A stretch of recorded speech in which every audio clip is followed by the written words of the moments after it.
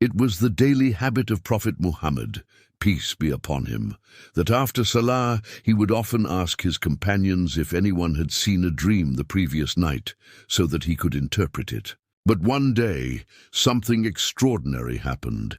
Instead of asking, the Prophet Muhammad, peace be upon him, shared his own dream with the companions, and that's what I want to focus on today.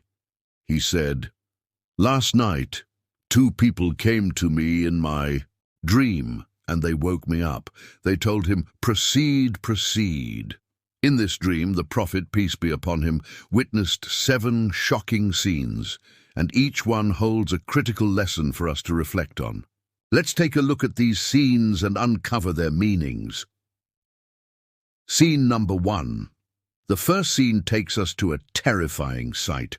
Prophet Muhammad, peace be upon him, saw a man lying on the ground. But here's where it gets disturbing. A huge rock was thrown at his head, crushing it, only for the man's head to miraculously return to normal, only for the rock to be thrown again. This was no ordinary punishment. The 2 angels with Prophet Muhammad, peace be upon him, told him the truth. This man had abandoned the Qur'an. He used to read it but let it slip away.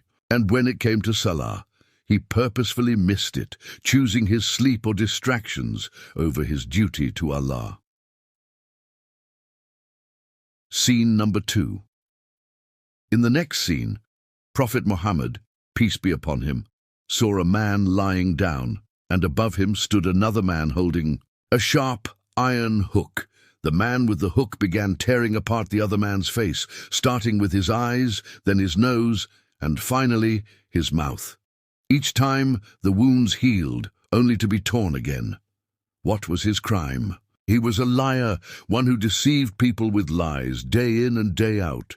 Just like the first man, he faced the consequences of his actions. The moral is clear. Lying brings severe punishment. Scene number 3. Prophet Muhammad, peace be upon him, was shown a terrifying oven, an oven filled with naked men and women. As the fire roared, these people tried to escape, but the oven was locked, trapping them in eternal suffering. Who were these people?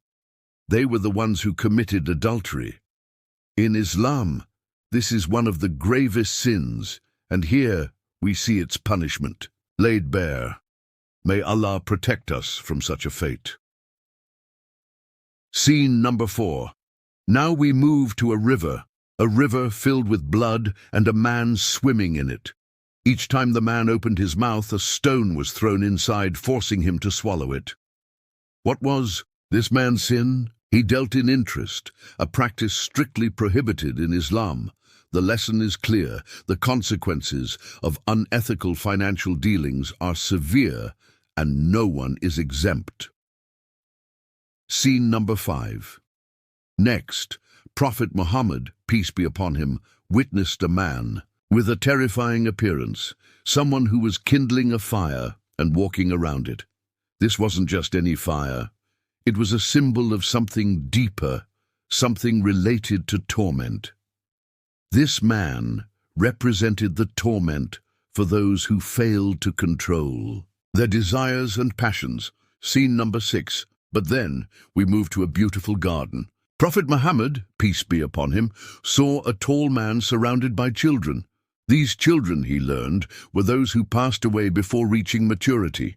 To those who have lost a child, know this: they are in the care of the greatest, and you will be reunited with them, inshallah. Scene number 7.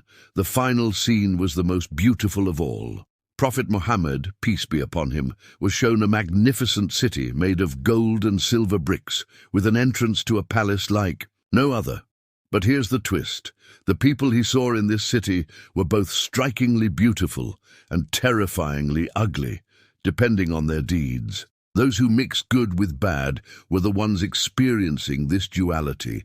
The lesson: we must strive to be righteous, to ensure that our deeds are pure and sincere. What does this dream mean for us? It's a wake-up call, a reminder that every action, no matter how small, has consequences in the hereafter.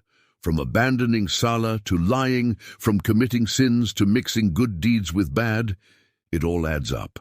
The Prophet's dream is an urgent reminder to live righteously and to never take our faith for granted. If you want to learn how to keep your faith glowing and radiant, check out my previous video on 3 du'as wazifa to get glow on face. Trust me, you don't want to miss it.